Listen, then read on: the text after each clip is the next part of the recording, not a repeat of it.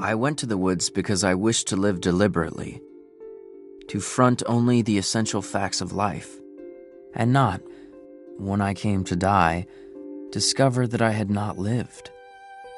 I wanted to live deep and suck out all the marrow of life, to live so sturdily and Spartan-like as to reduce it to its lowest terms, and, if it proved to be mean, to get the whole and genuine meanness of it, or if it were sublime, to know it by experience, and to give a true account of it.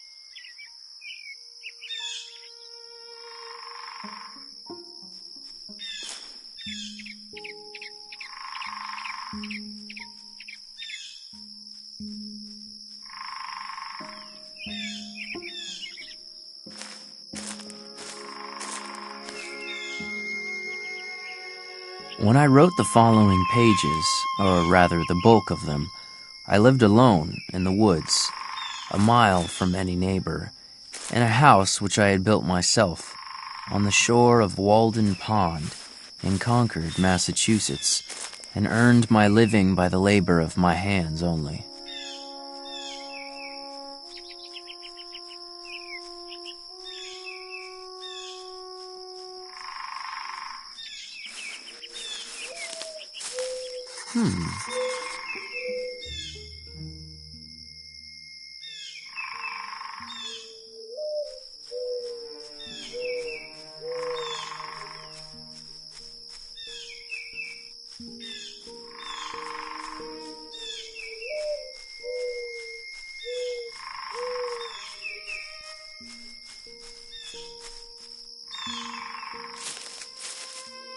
When I first took up my abode in the woods, my house was not finished.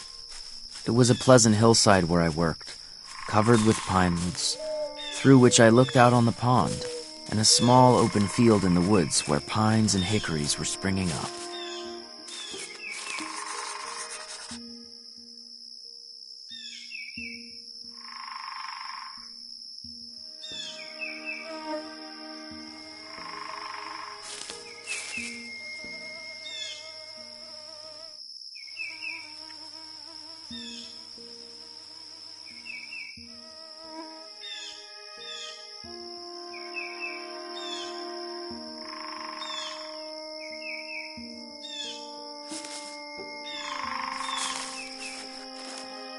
Interesting.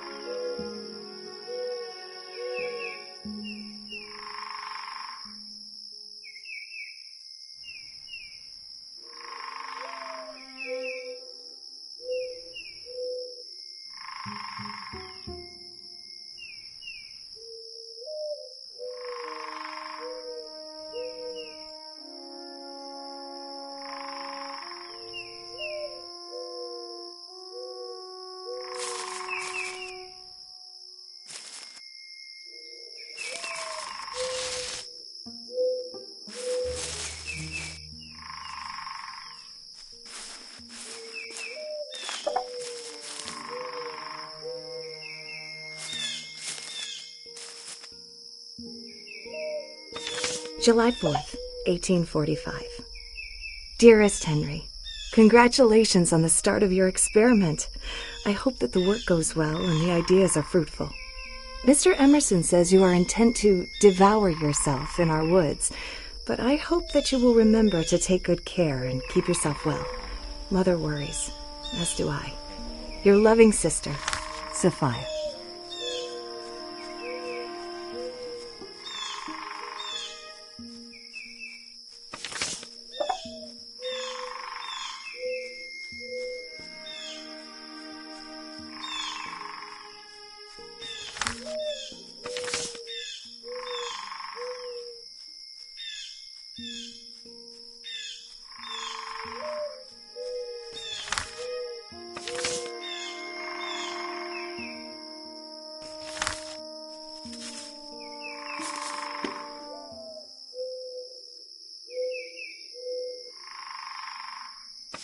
July 1845. My dear Henry, Mr. Emerson has assisted my family in acquiring a house near Concord, and there we are now, writing and living like philosophers, which is to say, with little but happily. I will visit you soon and bring Mr. Garrison of the Liberator. We have all been so inspired by his earnest and unequivocal writings regarding the moral stain of slavery on our nation. Perhaps he will speak at our Lyceum on the topic. Yours truly, A. Bronson Alcott.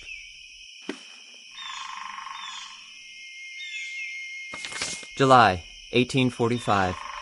Dear Mr. Thoreau, my employer, Dr. Agassiz, was happy to meet you last month with Mr. Emerson, and was quite impressed with your knowledge of local biology.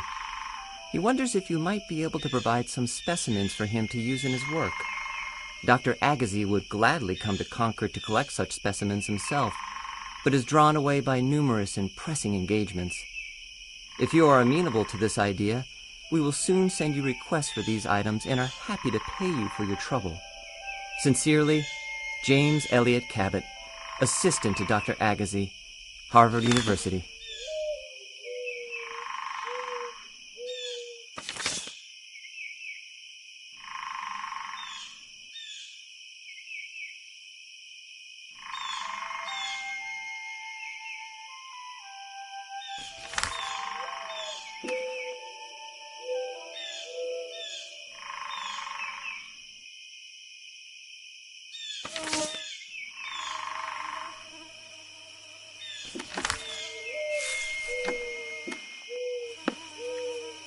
There is some of the same fitness in a man's building his own house that there is in a bird's building its own nest.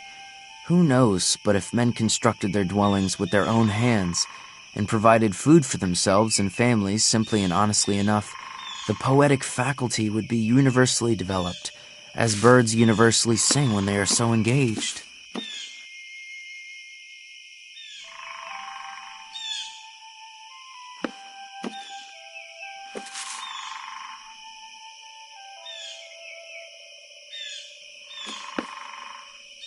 Interesting.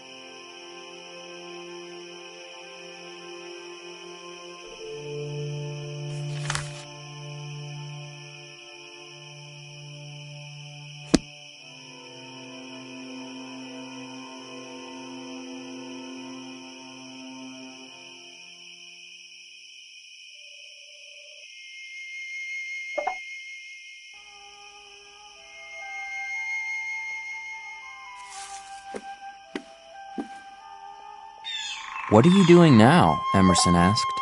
Do you keep a journal? So I make my first entry today.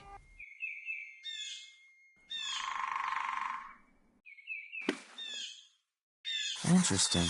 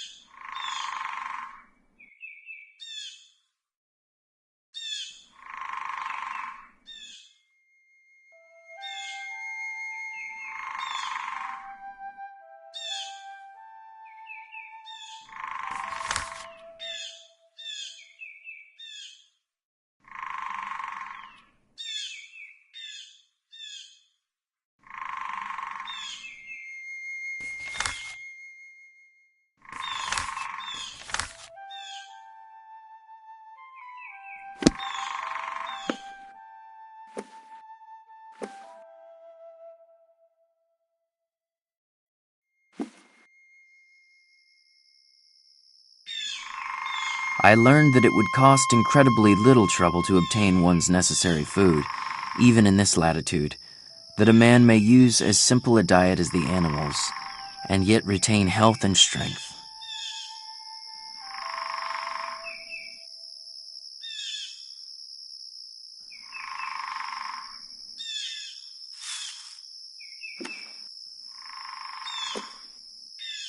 Interesting.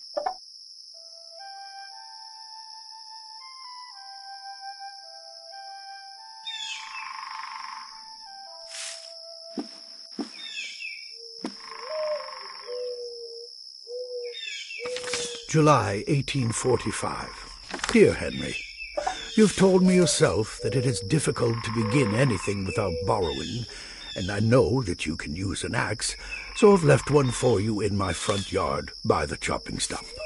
Do come by any time to fetch it. Perhaps we can discuss the new lecture I am working on while you are here. Your friend, Ralph Waldo Emerson.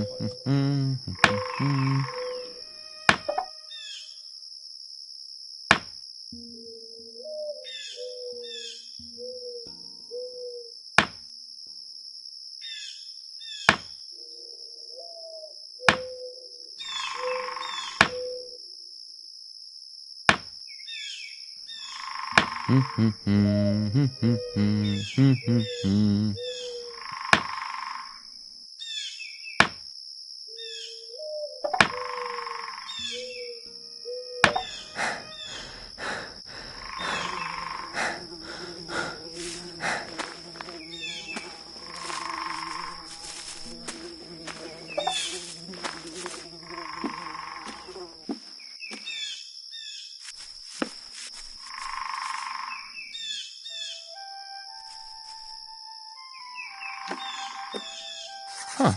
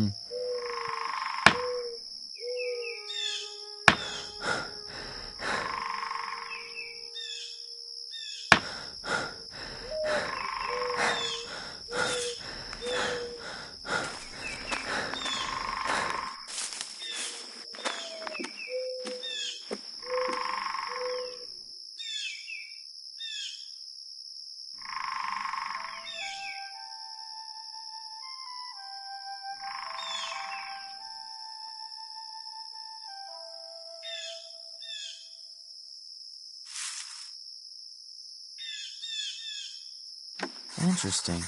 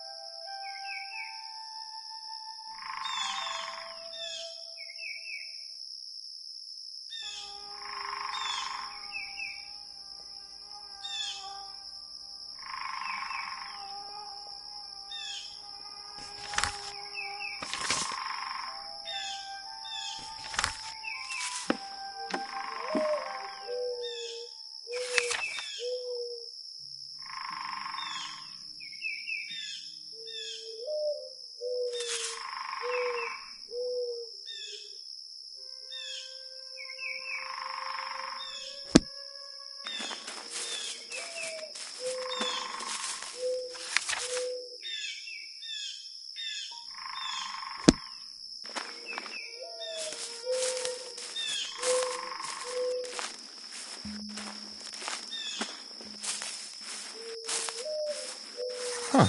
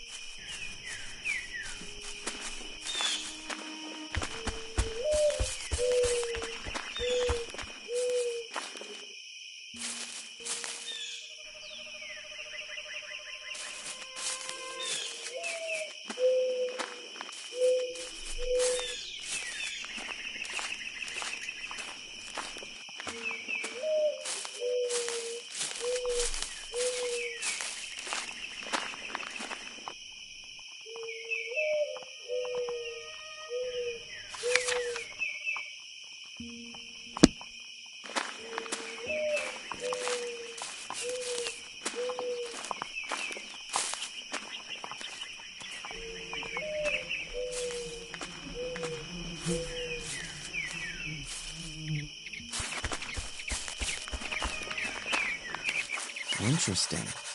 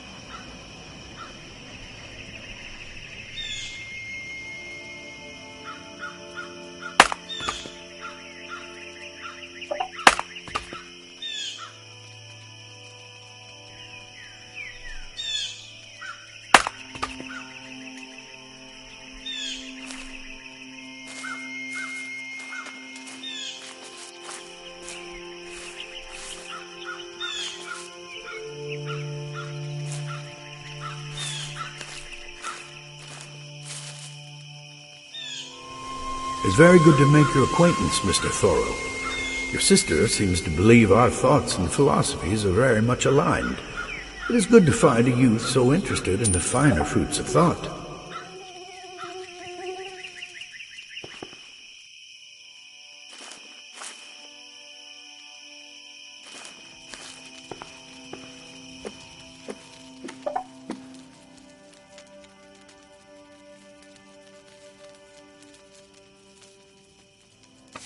Dear Miss Fuller, it was a pleasure to meet you, and thank you for the introductions to such brilliant new company.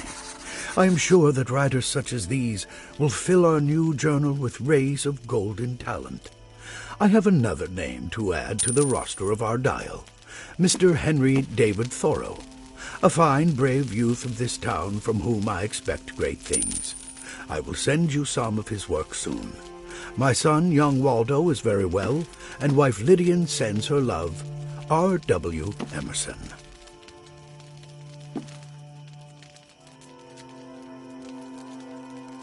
Recommendation for Henry David Thoreau. I cordially recommend Mr. Henry D. Thoreau, a graduate of Harvard University in August 1837, to the confidence of such parents or guardians as may propose to employ him as an instructor. I have the highest confidence in Mr. Thoreau's moral character and in his intellectual ability. He is an excellent scholar, a man of energy and kindness, and I shall esteem the town fortunate that secures his services. R. Waldo Emerson.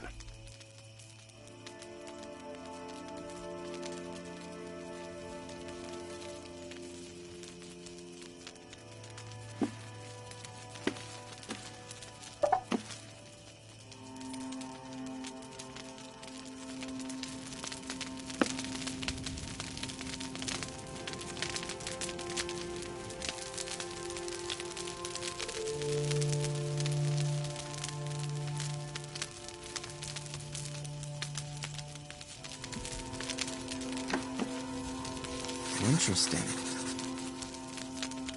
Oh, Henry, how goes your new experiment? Has genius struck yet at my woodlot? Yes, in fact, the experiment is going quite well. Excellent to hear. I do look forward to reading your new work. I hope you are keeping a good journal, full of your insights about life in the woods. Since you're... Certainly. Well, thank you.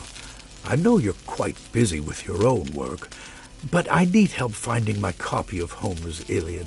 I saw that you were reading it down by your new cabin. Do you still have it there? Yes, I have seen it and can get it for you. Oh, that's wonderful. When you come back, we can discuss the passage I'm looking for. In the meanwhile, I found some books on bean planting and local wildlife you might find useful. I put them on the table in my library for you. I look forward to it. Goodbye for now.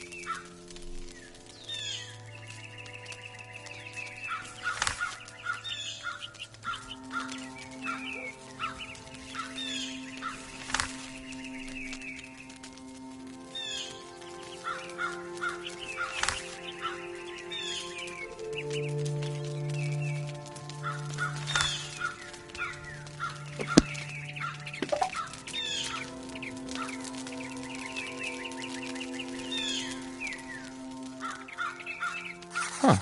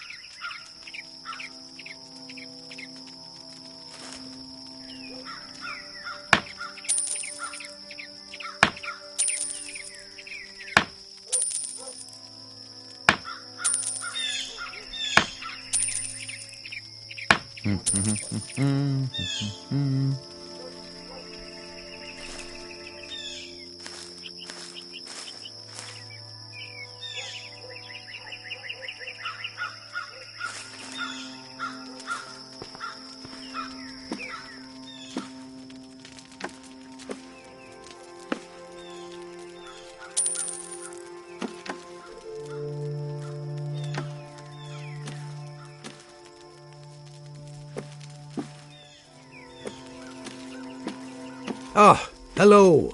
Good afternoon.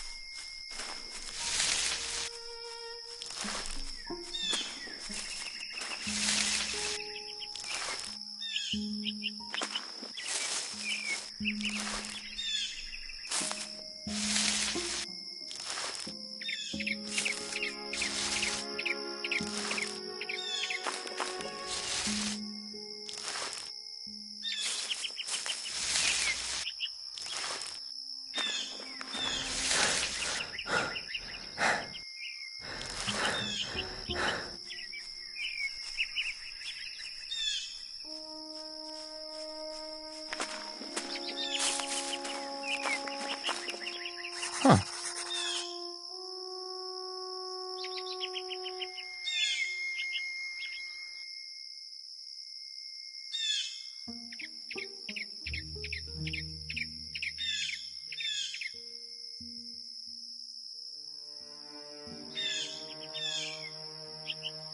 Wishing to earn $10 or $12 by some honest and agreeable method, in order to meet my unusual expenses, I planted about 2 acres and a half of light and sandy soil, chiefly with beans.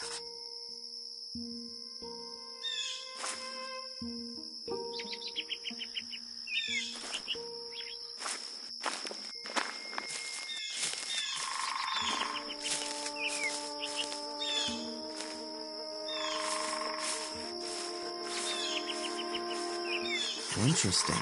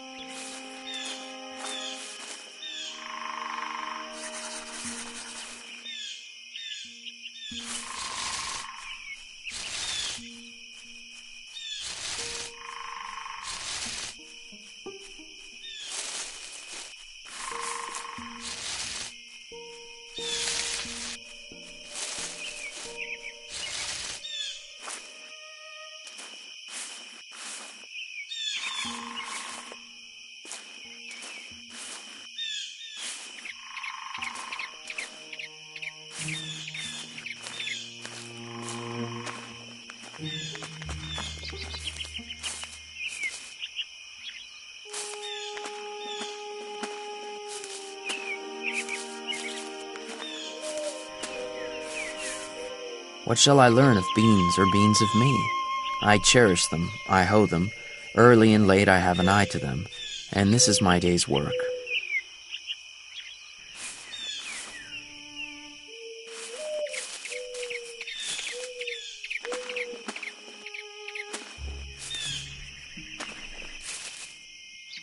In the course of the summer, it appeared by the arrowheads, which I turned up in hoeing, that an extinct nation had anciently dwelt here.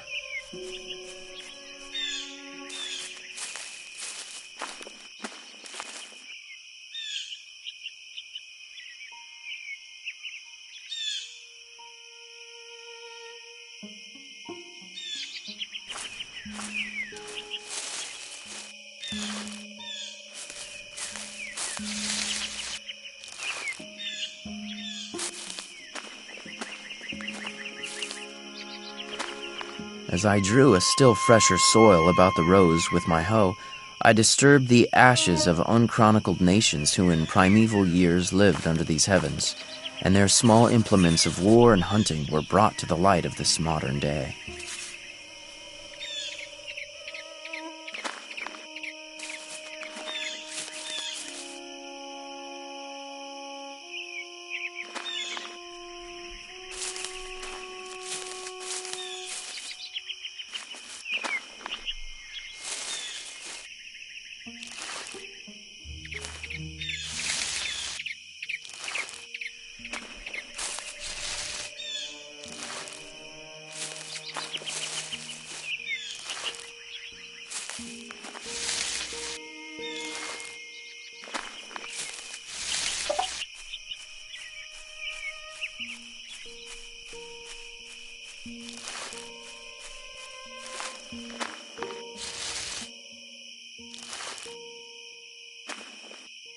Fellow travelers, as they rattled by, compared it aloud with the fields which they had passed, so that I came to know how I stood in the agricultural world.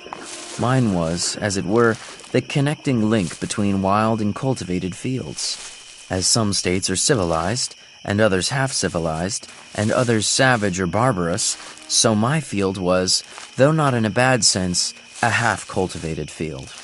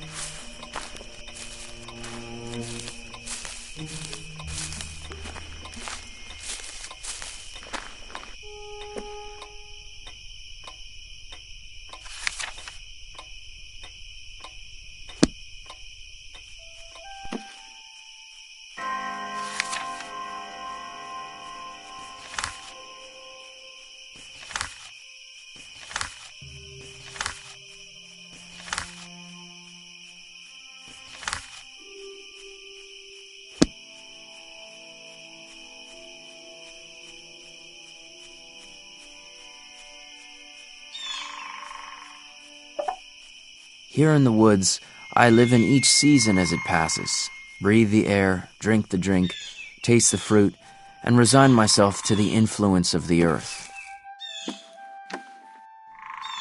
When I return to my house, I find that visitors have been there and left their cards, either a bunch of flowers or a wreath of evergreen, or a name in pencil on a yellow walnut leaf or a chip.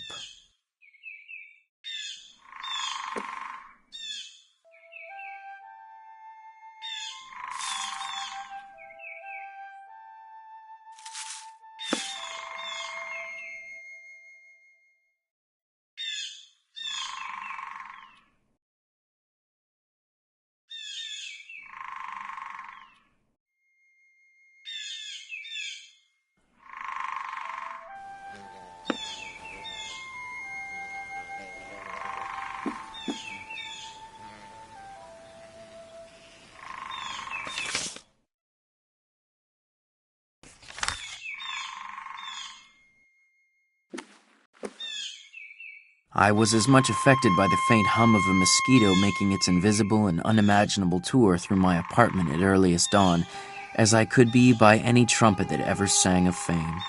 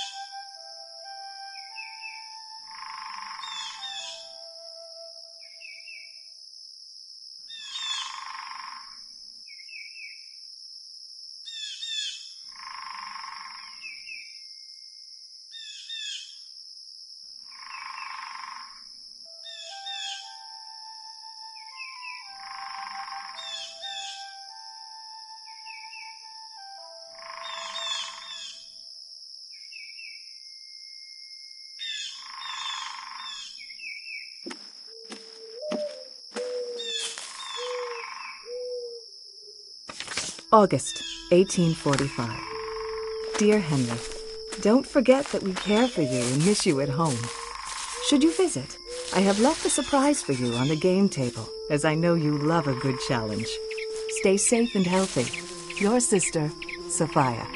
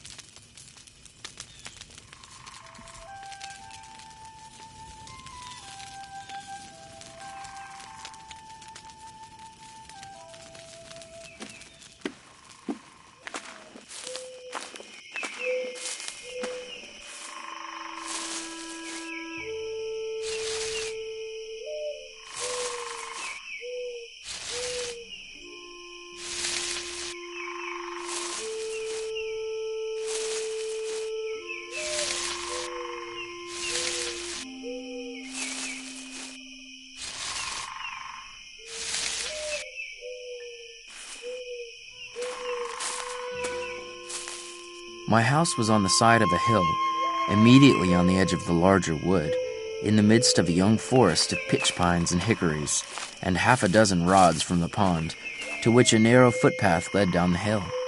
In my front yard grew the strawberry, blackberry, and life everlasting, John's wort and goldenrod, shrub oaks and sand cherry, blueberry and groundnut. My residence was more favorable not only to thought, but to serious reading than a university. And though I was beyond the range of the ordinary circulating library, I had more than ever come within the influence of those books which circulate round the world.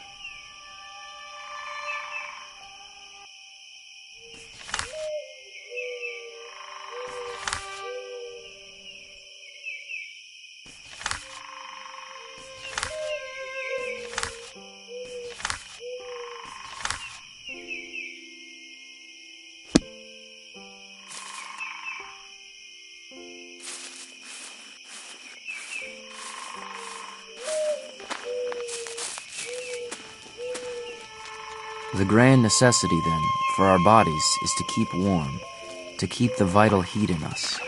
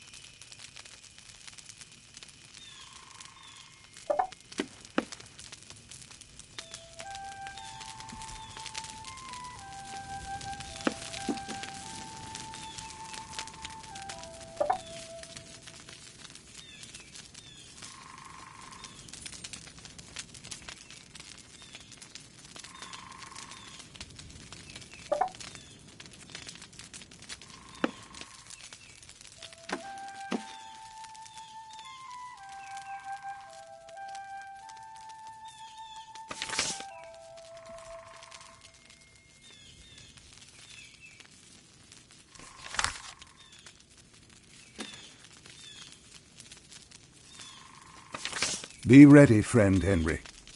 Tomorrow I will require your assistance with an errand of utmost consequence.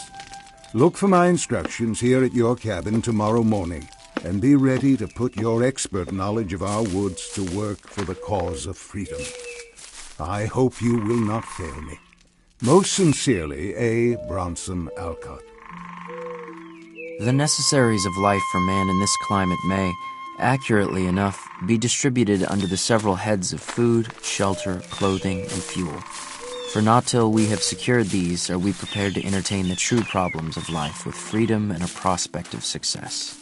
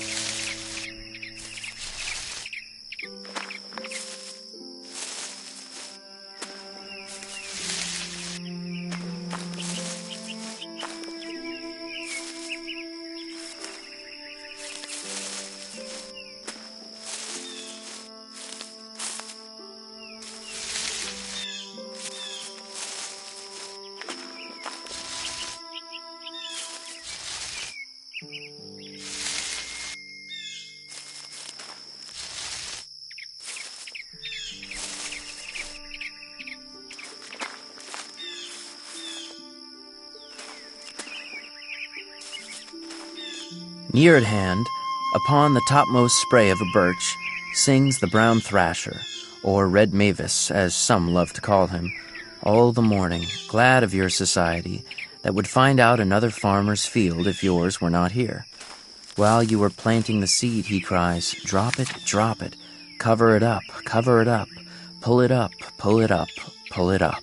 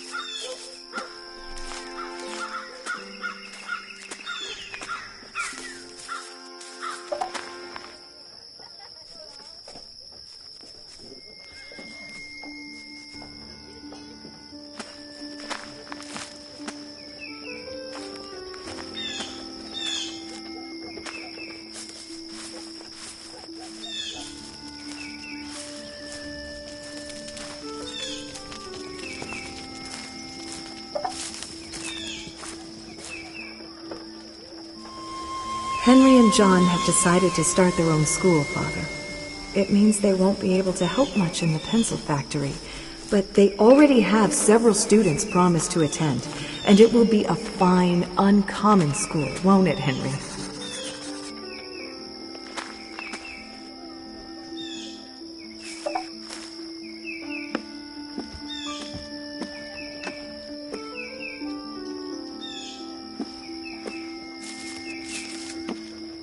Good to see you, Henry.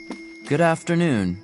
The cost of a thing is the amount of what I will call life, which is required to be exchanged for it, immediately or in the long run.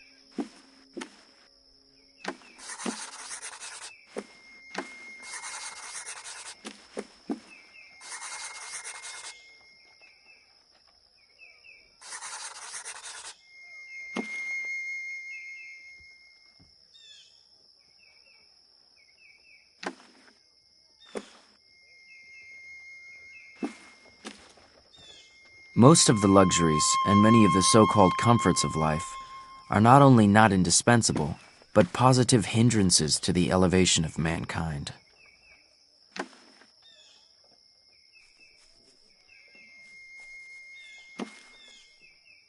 Interesting. What can I do for you?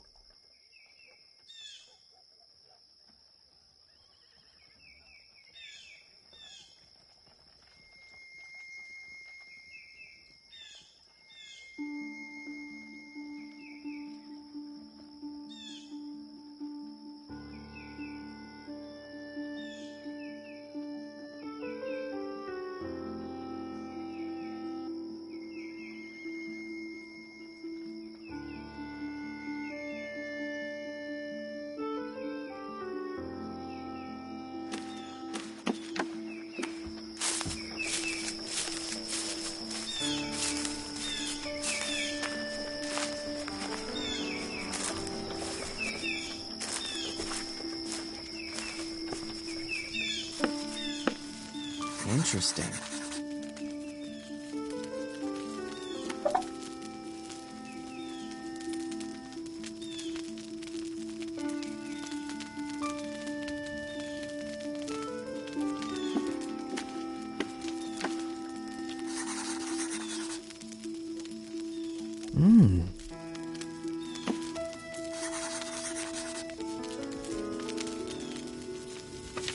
Dear Henry, I have set a little game for you based on our own favorite board, the woods. Here is the first piece of the puzzle. I rise above the forest floor, where once I lay in days of yore. A gentle hand has made formation in places hidden, though not forbidden. Come find me if you seek inspiration. Bonne chance, Sophia.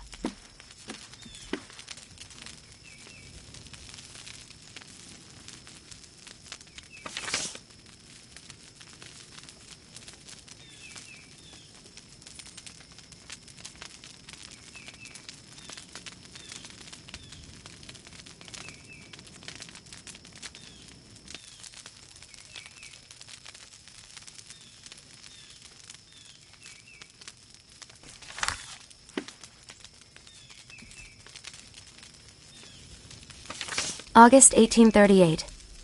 Dear Sophia, it was so kind of your family to welcome us, and I hope we will see you all again soon.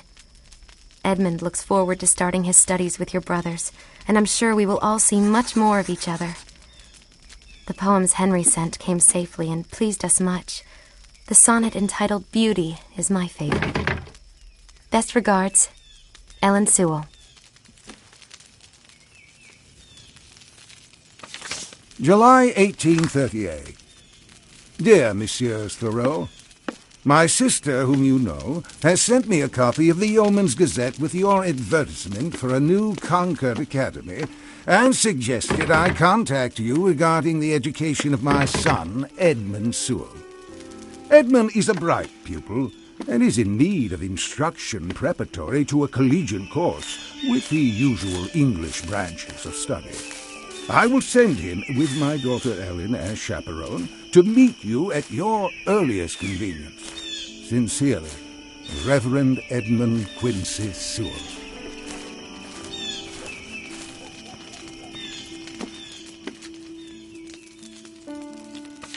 Dear Ellen, Sophia tells me you enjoyed the poems I sent, so here are some more brief lines for you with my best wishes. Nature never makes haste. Her systems revolve at an even pace. The bud swells imperceptibly, without hurry or confusion, as though the short spring days were an eternity. Why then should man hasten, as if anything less than an eternity were allotted for the last deed? As the wise man is not anxious that time wait for him, neither does he wait for it. Henry Thoreau.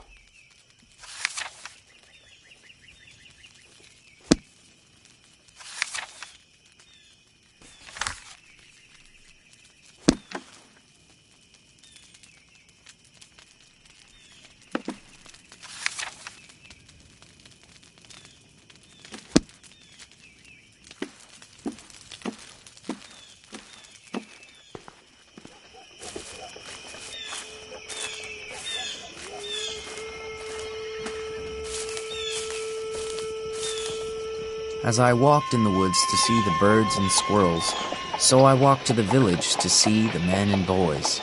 Instead of the wind among the pines, I heard the carts rattle. In one direction from my house, there was a colony of muskrats in the river meadows. Under the grove of elms and buttonwoods in the other horizon was a village of busy men, as curious to me as if they had been prairie dogs.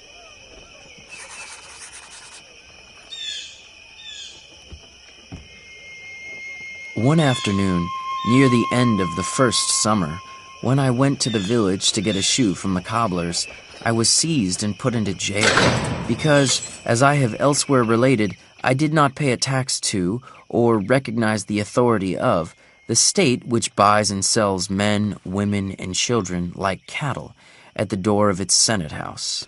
I had gone down to the woods for other purposes, but wherever a man goes, men will pursue and paw him with their dirty institutions and, if they can, constrain him to belong to their desperate oddfellow society.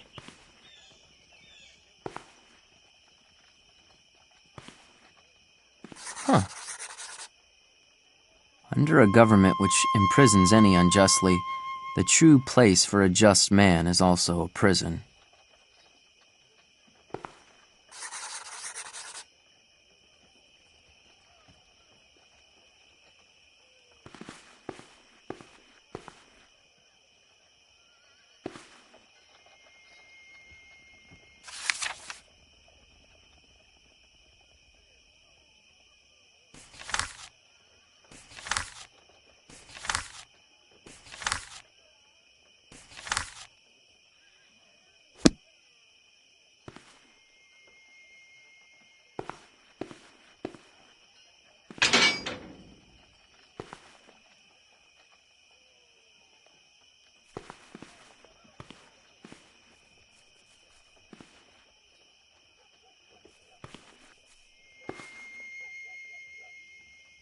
I have paid no poll tax for 6 years. I was put into a jail once on this account for one night, and as I stood considering the walls of solid stone, 2 or 3 feet thick, the door of wood and iron, a foot thick, and the iron grating which strained the light, I could not help being struck with the foolishness of that institution which treated me as if I were mere flesh and blood and bones to be locked up. I did not for a moment feel confined, and the wall seemed a great waste of stone and mortar.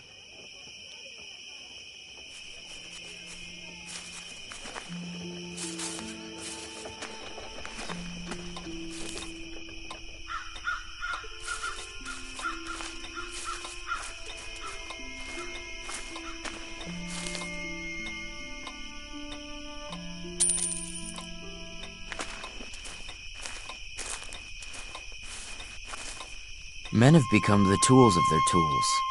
The man who independently plucked the fruits when he was hungry has become a farmer, and he who stood under a tree for shelter, a housekeeper. We now no longer camp as for a night, but have settled down on earth and forgotten heaven. Ah, there you are, Henry. This new poem of yours is exceptional. I think it may be the purest strain and the loftiest that has yet peeled from this unpoetic American forest. Tell me, what are you working on next? And have you thought much of publishing your work, so that it might reach beyond our small hamlet?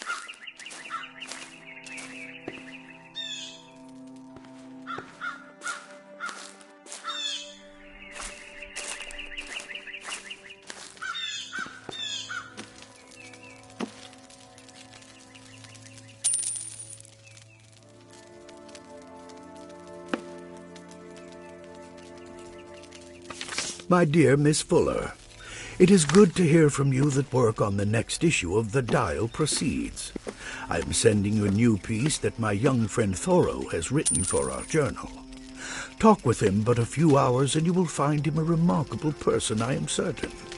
He is a treasured companion, and I have had the most memorable conversations with him about nature and all else.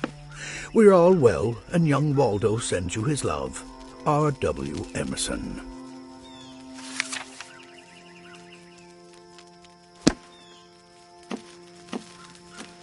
Ah, hello. Good afternoon. Ah, you found my home. Good for you, Henry.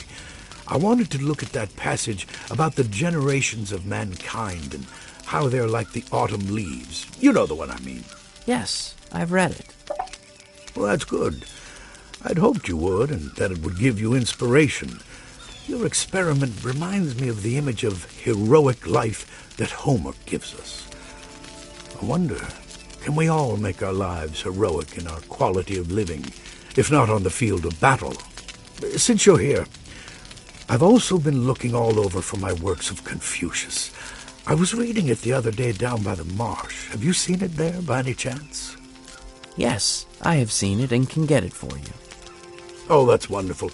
When you come back, we can discuss the passage I'm looking for. I look forward to it. Goodbye for now.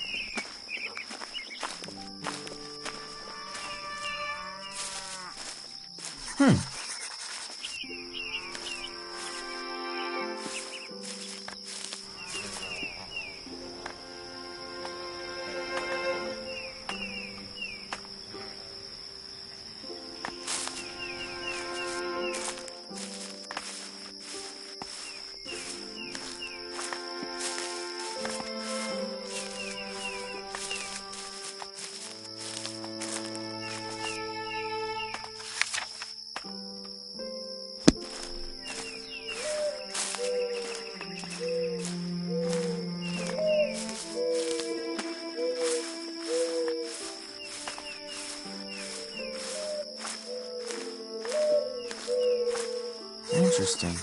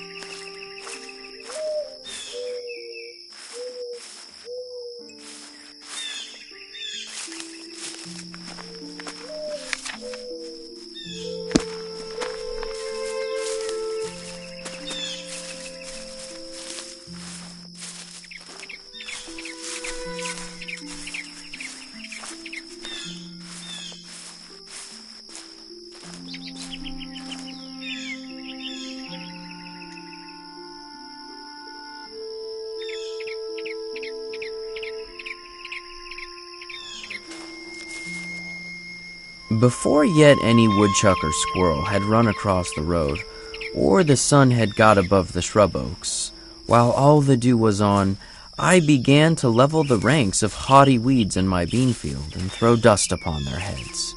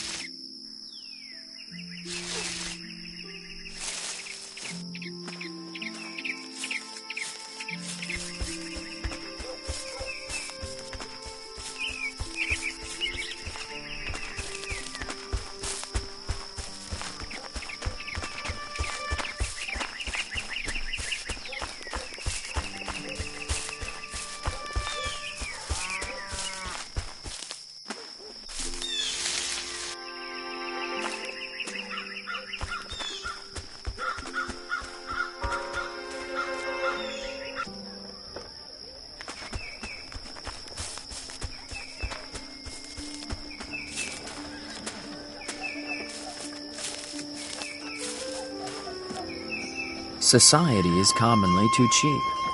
We meet at the post office and at the sociable and about the fireside every night. We live thick and are in each other's way and stumble over one another, and I think that we thus lose some respect for one another.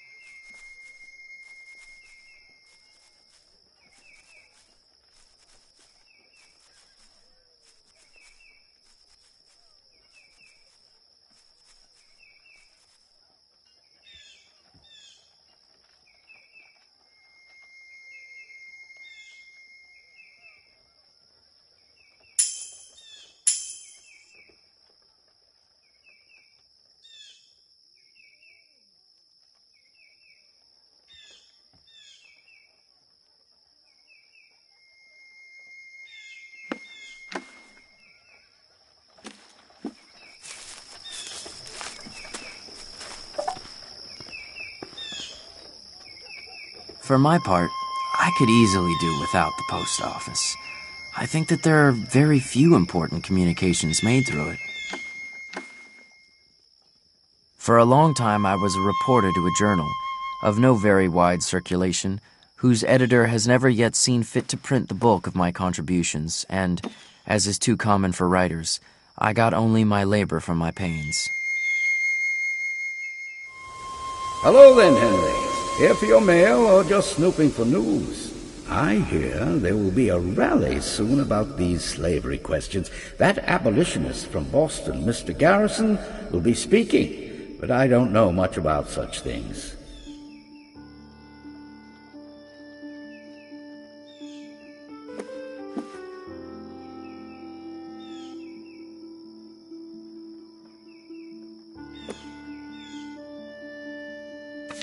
My dear Thoreau, believe me when I say that I have tried to do you the favor of getting your article into the hands of publishers, but I have not had success in this errand, and have hardly a hope that it will be immediate, if ever.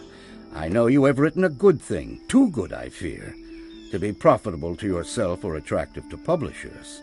I will remain your champion in these matters, however, and entreat you to send me that one piece you were working on when we met at your family home. Remember me to Ralph Waldo Emerson. Yours heartily, Horace Greeley.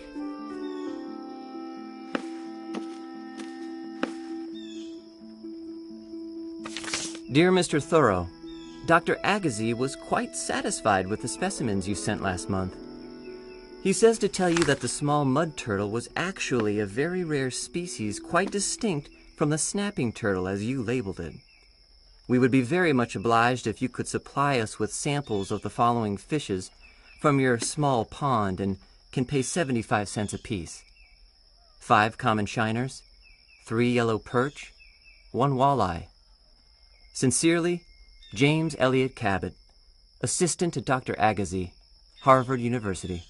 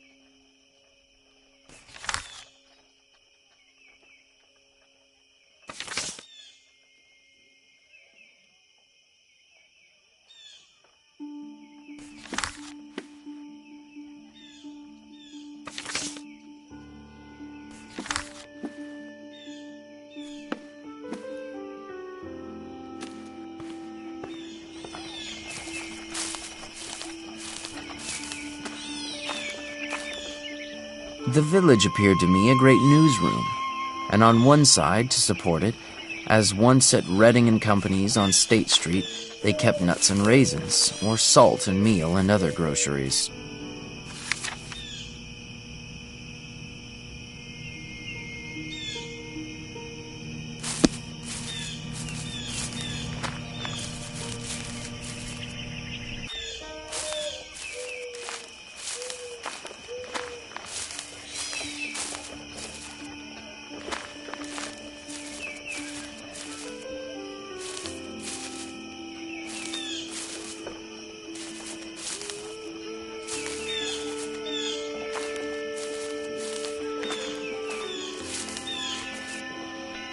I observed that the vitals of the village were the grocery, the barroom, the post office, and the bank, and, as a necessary part of the machinery, they kept a bell, a big gun, and a fire engine at convenient places, and the houses were so arranged so that every traveler had to run the gauntlet, and every man, woman, and child might get a lick at him.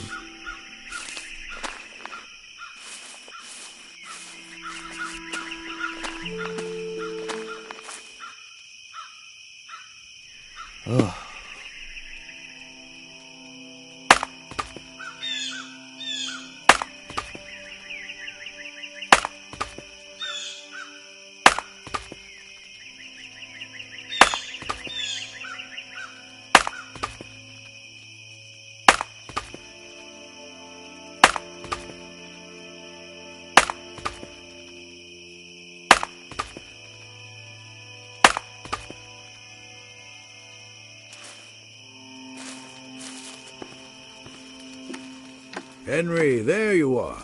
Hello.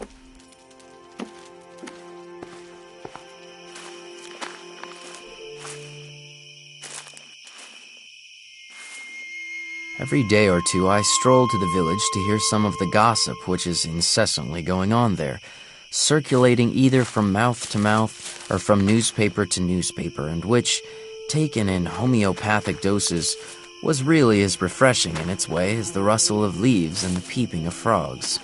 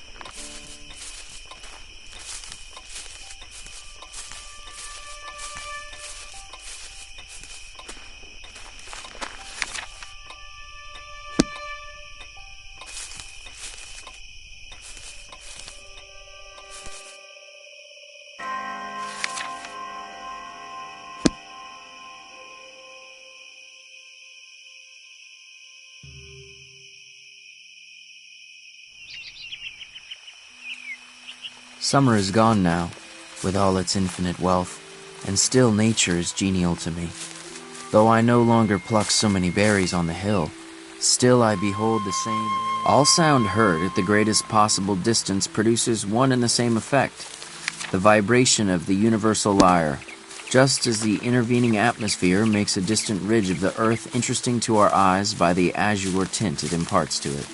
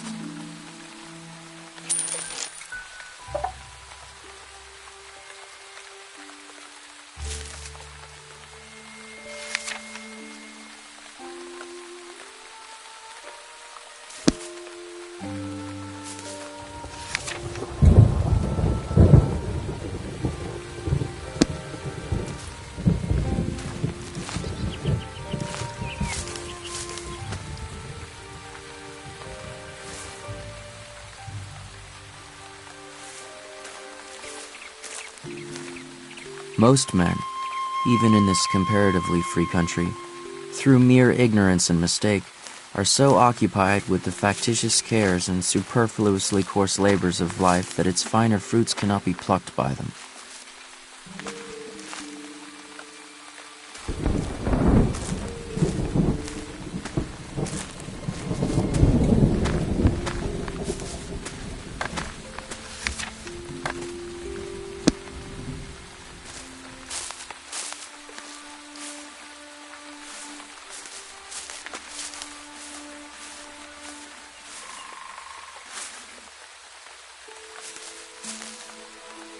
As I came home through the woods, I caught a glimpse of a woodchuck stealing across my path, and felt a strange thrill of savage delight, and was strongly tempted to seize and devour him raw.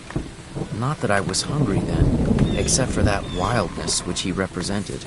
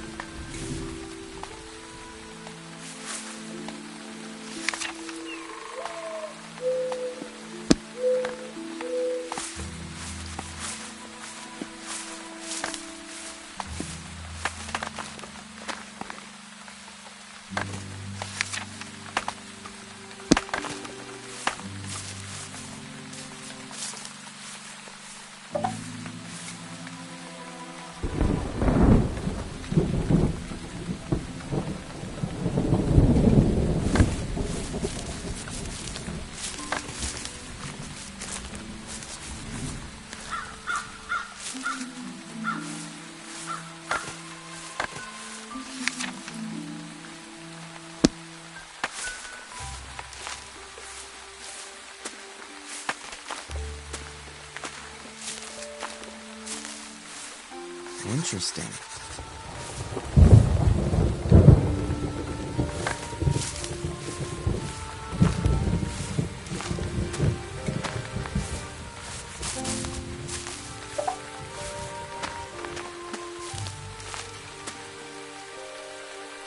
Labor of the hands, even when pursued to the verge of drudgery, is perhaps never the worst form of idleness.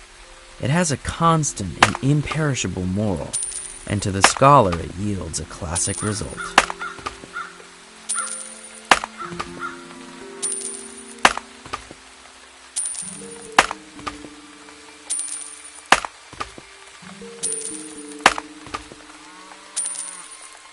Ugh.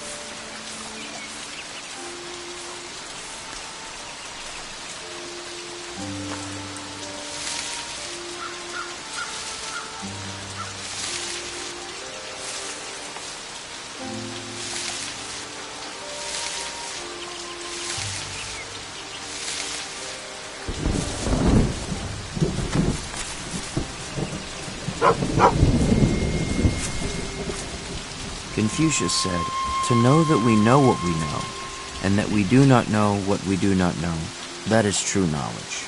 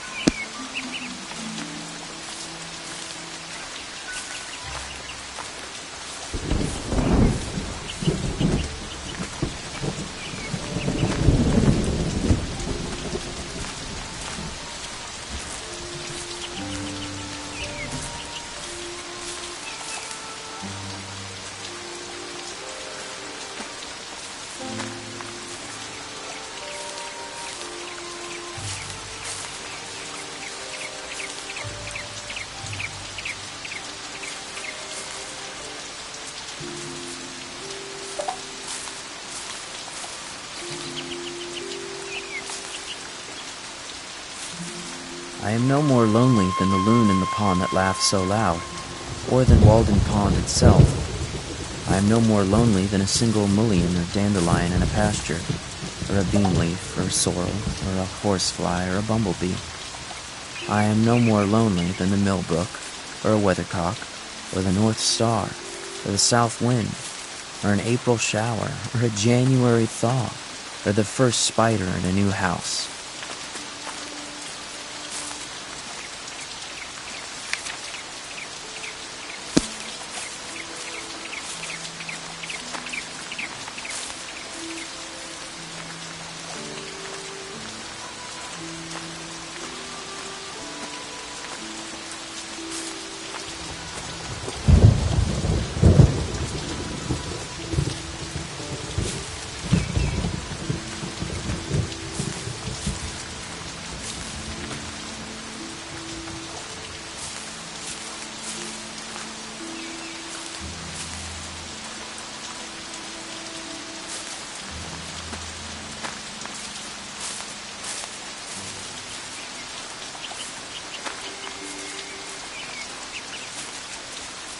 What is a course of history or philosophy or poetry, no matter how well selected, or the best society, or the most admirable routine of life, compared with the discipline of looking always at what is to be seen?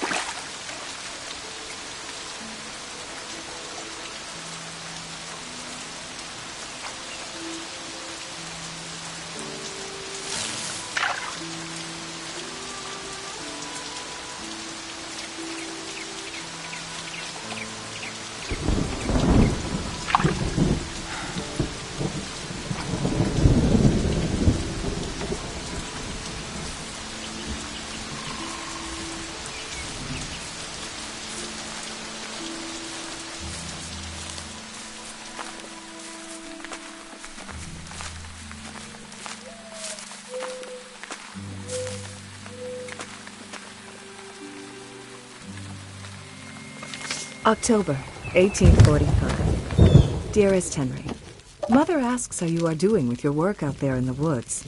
Won't you come home sometime? I have been sorting through some old letters that you might like to see, and have left them out for you. Sophia.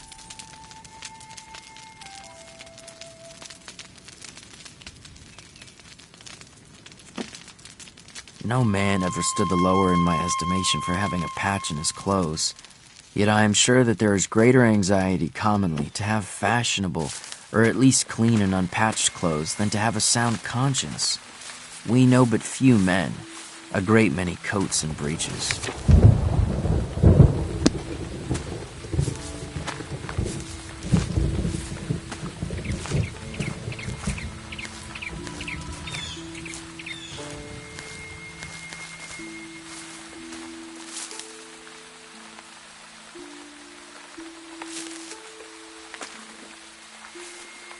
Daily the beans saw me come to their rescue armed with a hoe, and thin the ranks of their enemies, filling up the trenches with weedy dead. I went so far as to slaughter a woodchuck which ravaged my bean field, effect his transmigration, as a Tartar would say, and devour him, partly for experiment's sake.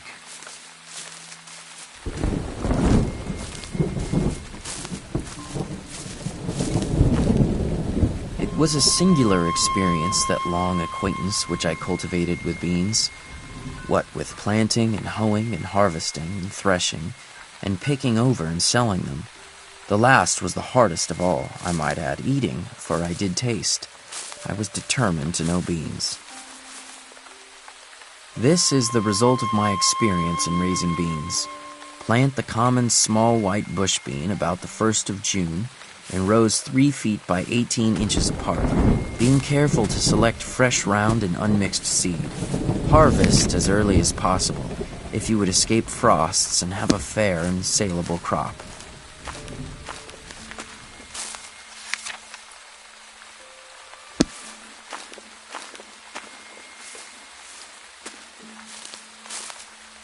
Sometimes the man in the bean field heard more of travelers' gossip and comment than was meant for his ear. Beans so late, peas so late, for I continued the plant when others had begun to hoe. Does he live there? Asks the black bonnet of the gray coat, and the hard-featured farmer reins up his grateful daubend. This further experience also I gained. I said to myself, I will not plant beans and corn with so much industry another summer, but such seeds, if the seed is not lost, as sincerity, truth, simplicity, faith, innocence, and the like, and see if they will not grow in this soil. Our whole life is startlingly moral. There is never an instant's truce between virtue and vice. Goodness is the only investment that never fails.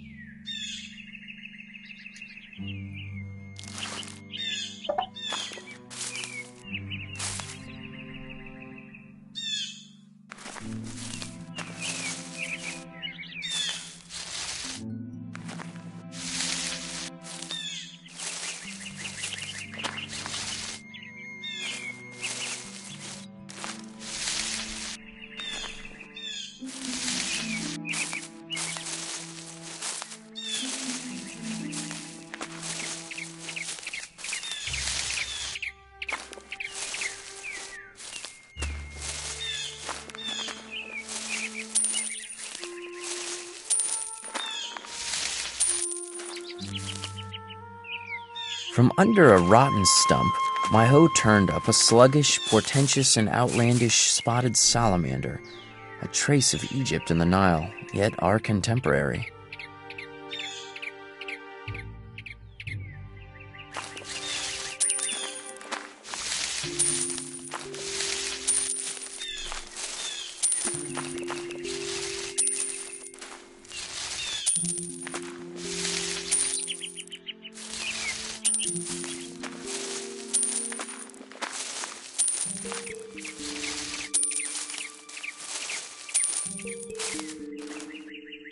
Look out for woodchucks, if it is an exposed place, for they will nibble off the earliest tender leaves almost clean as they go. And again, when the young tendrils make their appearance, they have notice of it, and we'll shear them off with both buds and young pods, sitting erect like a squirrel.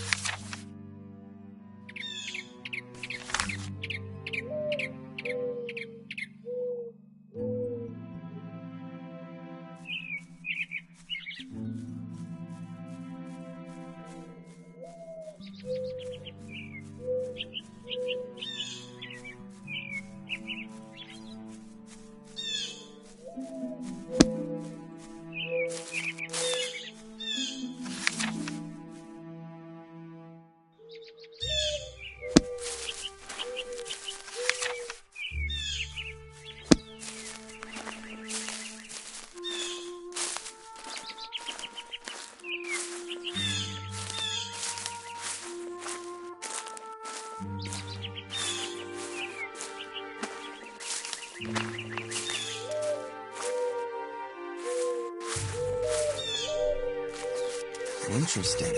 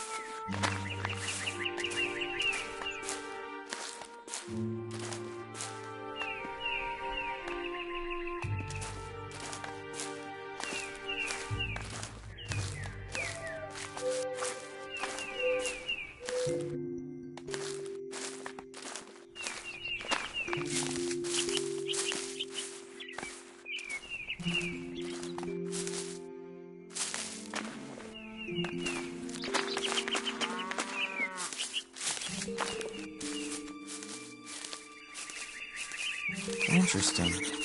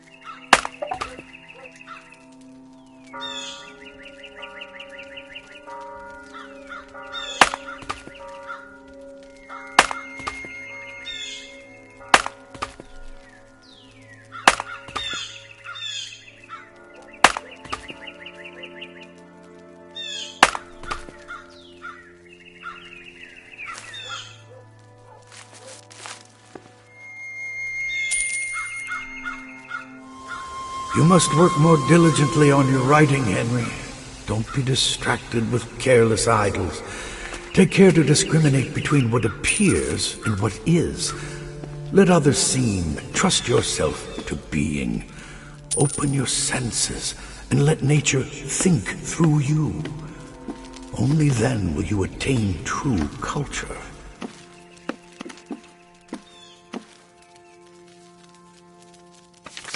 Dear Emerson, I think you might be interested in our friend Thoreau's thoughts on the subject of slavery in Massachusetts. He has much to say that makes good sense. I may encourage him to write these ideas down for publication in Mr. Garrison's Liberator. What do you think? Yours sincerely, A. Bronson Alcott.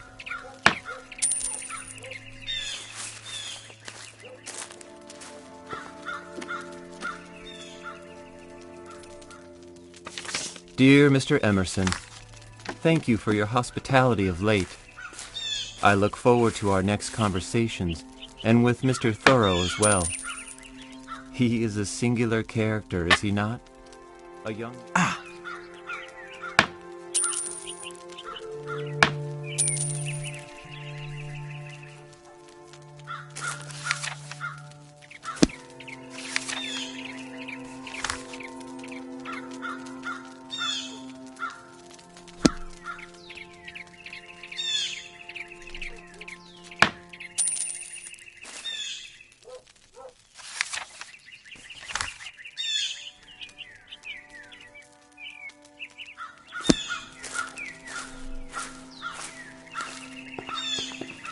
Ah, hello.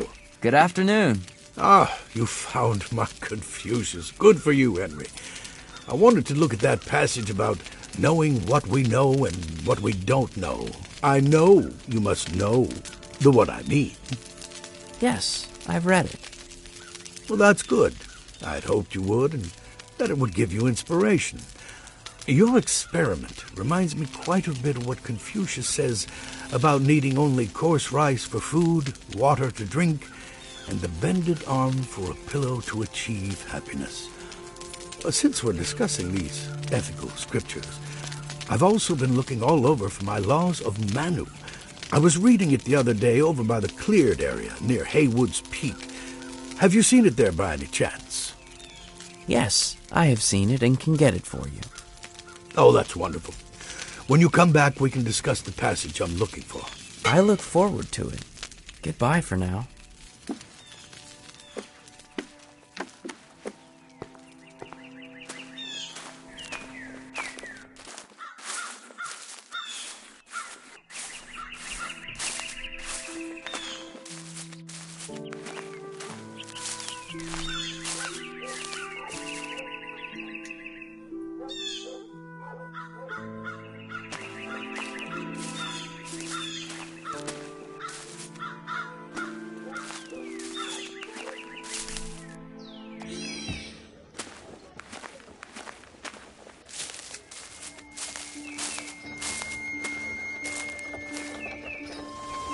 Here is Miss Sewell, come to visit her brother at the school again.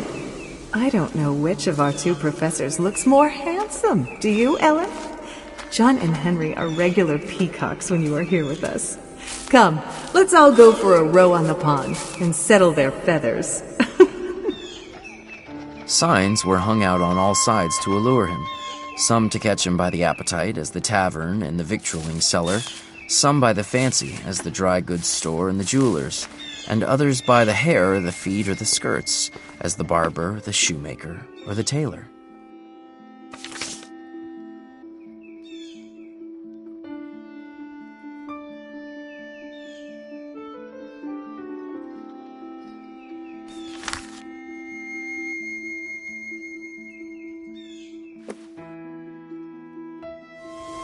Ah, there you are, Henry.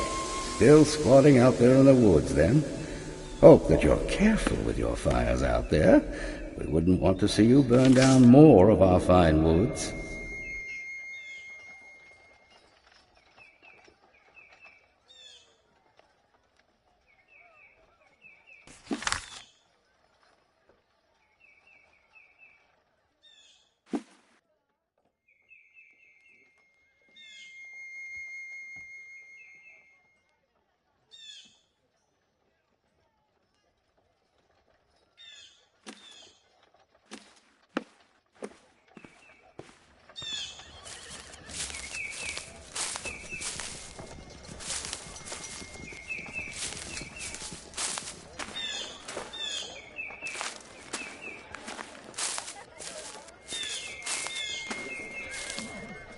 Shall we always study to obtain more of these things, and not sometimes to be content with less?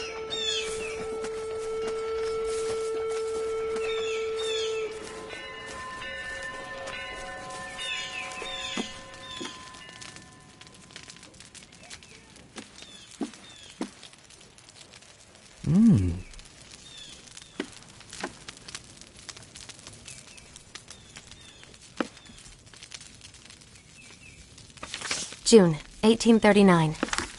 Dear Sophia, I so enjoyed spending time with Henry and John on their recent visit. We went boating every day and took long walks in the woods. Henry knows so much about each of the plants and flowers, it is quite a marvel. And John is so jolly and fun. I hardly know which brother is a better companion, and I'm glad not to have to choose. Best, Ellen.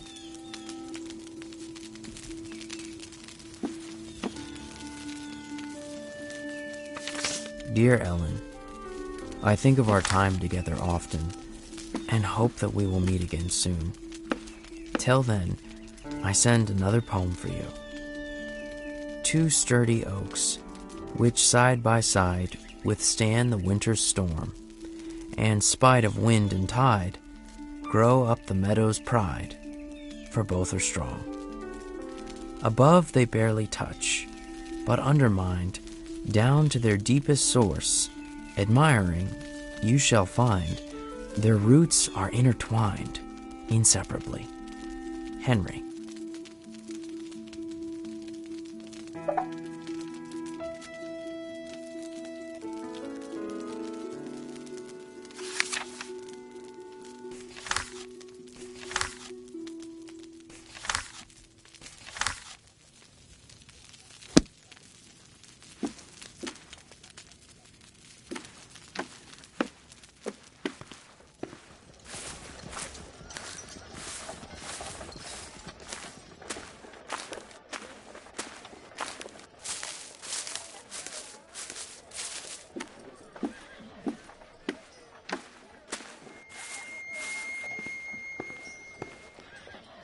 The mass of men lead lives of quiet desperation. What is called resignation is confirmed desperation. From the desperate city you go into the desperate country, and have to console yourself with the bravery of minks and muskrats.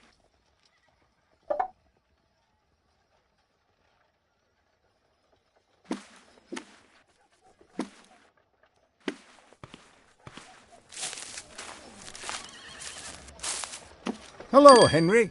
Hello. What can I do for you?